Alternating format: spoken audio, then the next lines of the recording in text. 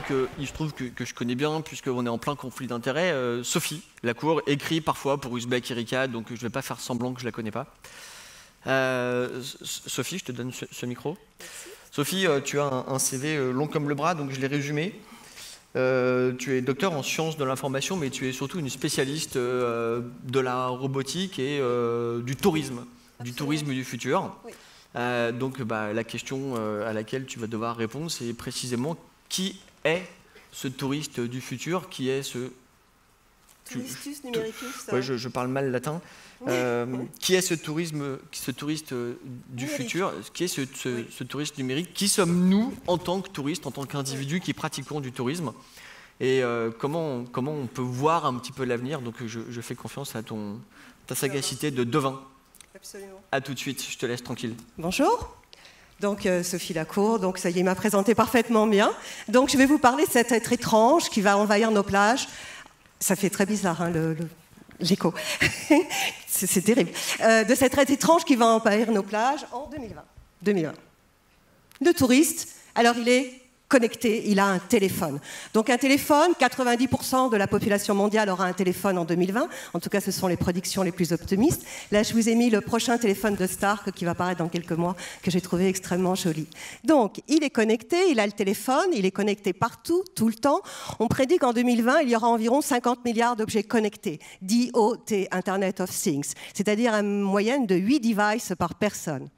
Donc, il est connecté en vacances, donc ça, ce sont des chiffres de 2016, pardon, mais je pense qu'en 2020, ça sera la même chose, donc ça sera environ 70% des gens qui continueront à être connectés en vacances, et ils seront vraisemblablement nomophobes. Nomophobes, en fait, ça veut dire qui a peur de ne pas être au courant, ou alors, et par extension, ça donne qui a peur d'être déconnecté.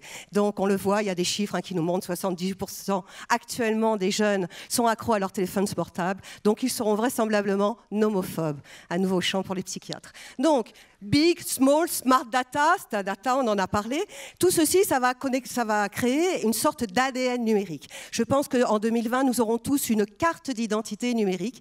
Alors peut-être une carte d'identité numérique pour la banque, pour le tourisme, pour le médical, mais en tout cas, on aura une carte d'identité numérique. Ça nous permettra effectivement d'être sur le prédictif. Donc ça, c'est une appli qui sort dans quelques mois, donc il s'appelle WePlan, et le créateur de l'appli dit quelque chose, on va pouvoir lui suggérer un séjour avant même qu'il sache qu'il va voyager. Ça sera les choix du prédictif.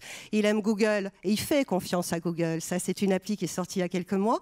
Et donc, en fait, Google fouille vos mails, regarde toutes les réservations que vous avez pu faire, les endroits où vous avez été, et de là, vous propose un voyage, une destination et des activités. Vous voyez, on peut avoir une activité heure par heure, et si vous êtes d'accord, clique et Google s'occupe de tout. Il aime bien sûr faire des prévisites. Il utilise un Oculus Rift, ça vous connaissez tous, maintenant c'est assez courant, mais surtout il utilise ce qu'on appelle des technologies haptiques. Là je vous ai mis la tablette de Fujitsu. Haptique, c'est la science du toucher. Donc ça va vous permettre de toucher des fleurs, de toucher des tissus, de toucher du sable, et avec une combinaison totale par exemple d'avoir aussi le vent dans les cheveux, pourquoi pas. Il aime faire des prévisites, donc il en profite, il teste. Il peut tester par exemple les montagnes russes avec toujours un Oculus Rift et puis un équipement approprié. Et il survole son lieu de vacances parce qu'il aime bien quand même savoir ce qui va se passer quand il sera en vacances. Et quand il est en panne d'idées, il regarde la télé. C'est tout simple. Amadeus a sorti ça. Donc, vous voyez par exemple une ville qui vous intéresse, un paysage. Vous cliquez, Amadeus vous donne des renseignements. Vous voyez en bas, vous donne des renseignements sur la destination. Et en plus, vous cliquez et ça y est, votre billet est réservé. Alors, ces activités sont bien sûr numériques. Il aime la nature. Toujours en 2020, on peut imaginer, mais la nature augmentée, parce que sinon, ça n'a pas beaucoup d'intérêt. Donc, soit avec un Oculus Rift, soit avec une tablette, soit avec des lentilles dont je vais vous parler tout à l'heure. Il aime l'art virtuel et interactif, ça je vais passer. Il aime les divertissements immersifs et virtuels. Alors, il y a plein de systèmes maintenant qui vous permettent, par exemple, de faire des kilomètres sans bouger. C'est absolument extraordinaire. Et bien sûr, il fait du RA shopping. Alors ça, c'est ce qu'on a vu avec Minority Report. Donc de la réalité augmentée, c'est-à-dire la réalité augmentée, ce sont des informations qui se superposent à ce que vous êtes en train de voir dans la réalité. Alors il parle beaucoup, il parle avec des machines, il parle avec des bots. Il a son chatbot surtout qui s'appelle Mimi. Alors Mimi, elle sait tout de lui. On prédit qu'en 2021, 1,8 milliard d'utilisateurs auront un chatbot. Donc elle sait tout, elle le connaît, elle le comprend. Elle est même capable, en regardant son visage, par la reconnaissance faciale, de voir ses émotions et donc de lui faire des propositions d'activités sur son lieu de vacances en fonction des émotions qu'il est en train de ressentir.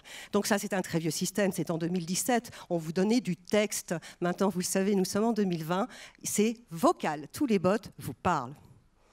Donc, les bots aussi font un petit peu d'humour. Ça, c'est le bot de la SNCF qui s'essaye à faire de l'humour parce qu'il paraît que ça rend les machines plus interhumaines, enfin plus interactives et plus humaines. Donc, il s'adresse bien sûr à des robots agents. Des robots, il y en a partout. Il y en a beaucoup qui sont en train d'apparaître sur les desks, dans les hôtels. Donc, ça, pour moi, c'est l'acmé de la robotique dans un tchèque. Donc, vous avez le petit robot Nao. Vous avez les 3 façons de faire des robots, en fait. Le petit robot Nao, le robot qui s'appelle Actroid, qui est le robot du milieu. Donc, ça, c'est le travail du professeur Ishiguro. C'est un robot qui ressemble comme 2 gouttes d'eau à un être humain. Et à côté, vous avez un dinosaure. Alors un dinosaure, effectivement, pour nous Français, ça peut sembler bizarre, mais des études avaient été faites au Japon et effectivement, le dinosaure était arrivé en tête des animaux à interaction possible à l'entrée d'un hôtel.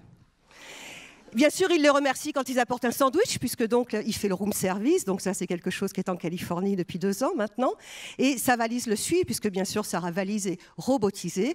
Et on ne sait jamais, il va peut-être se servir à plusieurs choses. Il ira peut-être à l'aéroport directement en valise. Ça sera peut-être un nouveau moyen de transport. En fin de journée, il boit un verre servi bien sûr par un robot barman. Je ne sais pas si ça a beaucoup d'intérêt de raconter sa vie à un barman, un robot barman devant un whisky à minuit, mais en tout cas, c'est quelque chose qui va arriver. Et il est aussi équipé. Il est équipé, par exemple, il a des écrans qui se projettent sur sa peau pour lui permettre en fait de se diriger dans une ville. En fait, c'est le corps comme interface. C'est quelque chose de nouveau et qui va vraiment beaucoup se développer. Il a des oreillettes pour la traduction instantanée. Plus besoin d'apprendre des langues étrangères, c'est pratique. Il a des téléphones doigts, ça je le passe. Il a des exosquelettes. Il a un exosquelette externe, donc c'est une sorte de squelette que vous enfilez, qui lui permet de faire de la randonnée. Donc maintenant, il peut faire le GR20 de Corse, qui est le GR le plus compliqué, les doigts dans le nez sans aucun problème. Il a bien sûr des bottes de 7 lieues. Alors ça, c'est des bionic bots, ça permet de courir à 40 km/h. Je trouve quand même que c'est assez intéressant. Il a des puces et des tatouages. Il a des puces, par exemple, des puces sous la peau qui lui permettent d'ouvrir sa chambre d'hôtel, de payer directement. C'est un moyen de paiement du futur, au desk, directement. Il est donc équipé et il est aussi augmenté, parce que dès 2020, on pourra être augmenté. Donc il porte des lentilles de contact qui lui permettent de regarder les informations en surimpression sur l'œil. Ça, c'est un brevet Google de 2015. Mais comme on est en 2020, il est quand même encore plus moderne. Il s'est fait directement injecter des lentilles dans la cornée. C'est beaucoup mieux. C'est un brevet Google 2016 qui a été déposé et qui est justement pour les années 2020. Donc, je pense qu'en 2020, notre touriste aura des lentilles injectées au moins sur un œil. Sa grand-mère, elle a mis un œil bionique, c'est mieux, elle voit à 500 mètres, elle est très contente. Il pourra peut-être se faire poser aussi une caméra crâne. Alors ça, c'est un projet que j'ai trouvé extrêmement intéressant. Malheureusement, il a échoué. C'est un artiste, professeur aussi, qui s'appelle Bilal.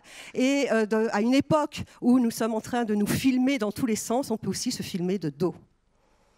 Il fait bien sûr de la télépathie, ça c'est ce qu'on appelle le BCI, le Brain Computer Interface. Donc je pense que dans les années 2020, ça sera encore plus développé que ça ne l'est maintenant, c'est-à-dire ça sera dans le grand public et ça peut me permettre de parler directement avec des machines.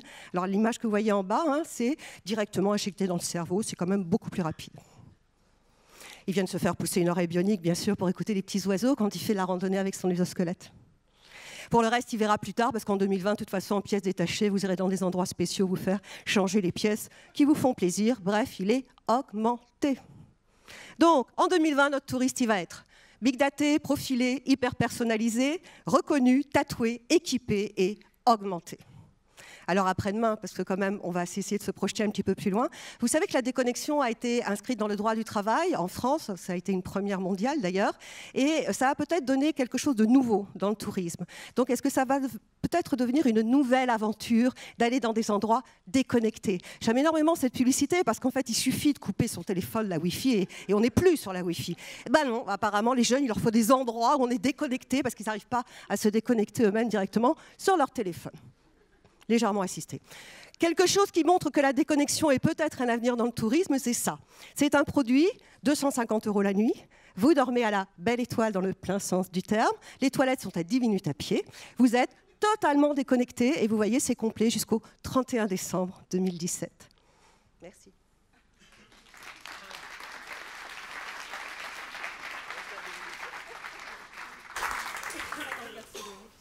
C'est bon, c'est ok, cool. Bon, il nous reste 50 secondes pour que... Bon, t'es complètement dingue. Je tiens à te le dire, mais on en reparlera. Non, bon, ok, tout ça est sympa, mais alors où ça se passe? C'est-à-dire, on voit bien qui est le touriste du futur. Bon, en fait, c'est un individu qui, par ailleurs, est touriste. C'est un peu ça l'histoire. Mais où va-t-il? Et il y a eu des études qui ont été faites. On sait qu'il y a de plus en plus d'endroits sur cette planète qui sont, disons, difficiles d'accès, compliqué d'aller acheter un savon à Alep pour le ramener à sa tante. C'est quoi l'endroit le plus bizarre du futur? Est-ce qu'il y a encore des choses qu'on n'a pas vues?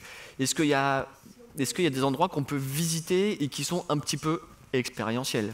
Alors, j'avais prévu ta question. Il faut bien que tu mettes ton micro devant la bouche. Oui, alors, donc Cap Mystère, donc ça c'est une façon de faire du tourisme plus tard, c'est-à-dire sans savoir où on va.